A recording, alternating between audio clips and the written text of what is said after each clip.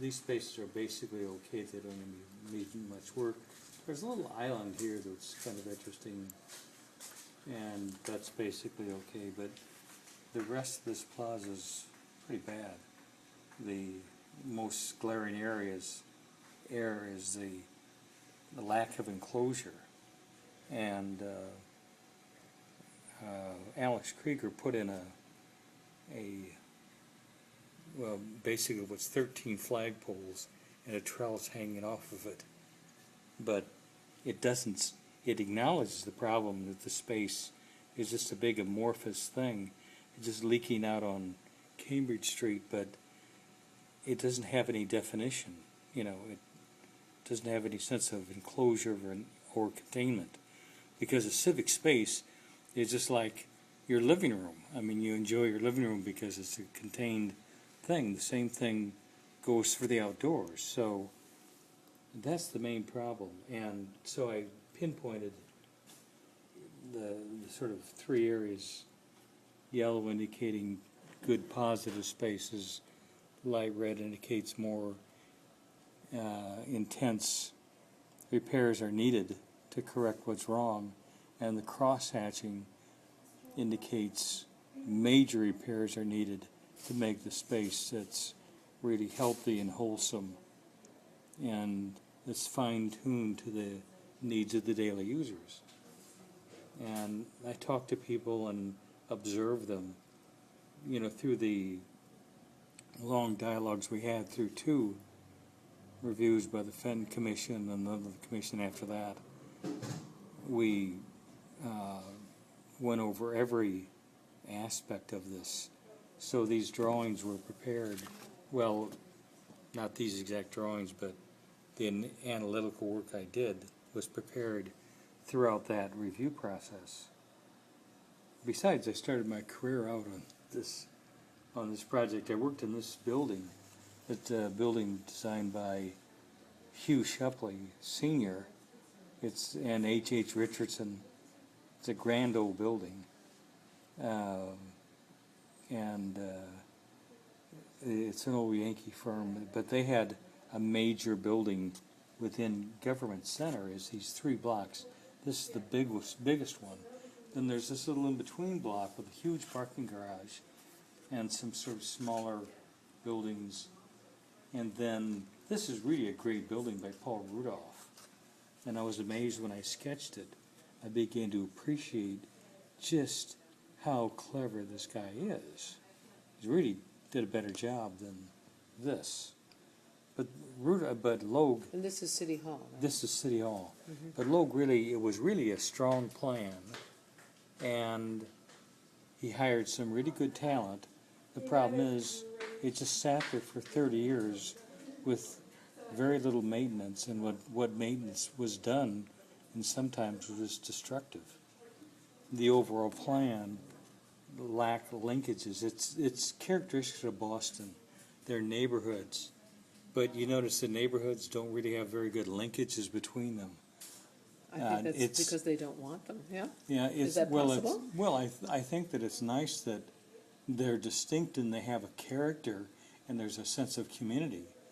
But at the same time, some sense of connection, particularly in this situation where you have Government Center is fragmented from its surroundings and fragmented from within.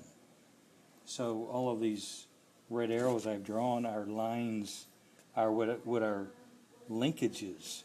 I mean, you go down Washington Street, there's a mall here. They had an entrance here, which was supposed to go through the building, but it was never really developed. They have an entrance that goes through here, and then to get from, and this is the old Blackstone, which is in the old Boston, like kind of like old Boston, sort of, you know, like Beacon Hill. Mm-hmm. 5 and 4-story buildings. Mm-hmm. In fact, that's the Union Oyster House. And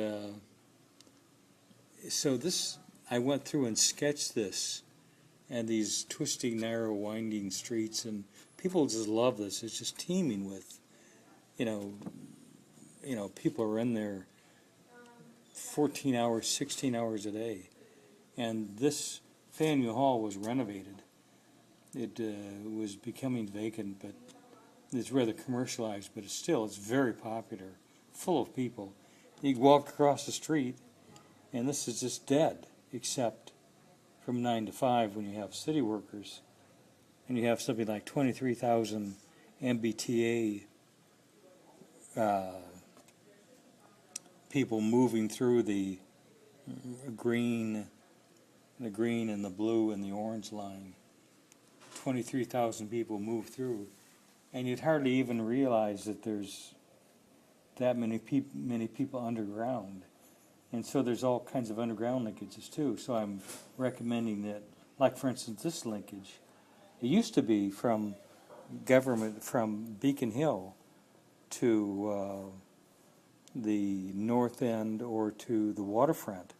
It was a very easy pedestrian, uninterrupted, or at least a safe line of movement. But now you have these barriers of very heavy traffic of Cambridge Street, heavy traffic of Congress Street, and they're real barriers that fragment Pemberton Square and Beacon Hill from the walk to the sea, or a pleasant walk to the Blackstone in the North End. What's And this then, next? this figure ground shows, indicates immediately as I've noted here, you can immediately spot the black is solid and white is void, so you can immediately see the pattern of open space and solid building space. And one thing, you see the pattern here of the twisty, windy streets, and Rudolph is the only architect within this large building complex. He tried to incorporate some of those. You can penetrate through the building. There's a grand staircase there, and there's a little passageway here, another grand staircase. It's a fairly nice passageway here, and other, little routes. So he really did manage to get human scale into this building. And this building also kind of attempted to relate it to people by the brick sort of being turned up into the base of the building. And even though the building itself reads as a big rectangular mass, when you really look at it, at grade level, it's really completely open, like this. These brick mounds are. This is mostly parking space. This is administrative space. You go downstairs, you circulate around different bureaucratic offices, traffic department, et cetera,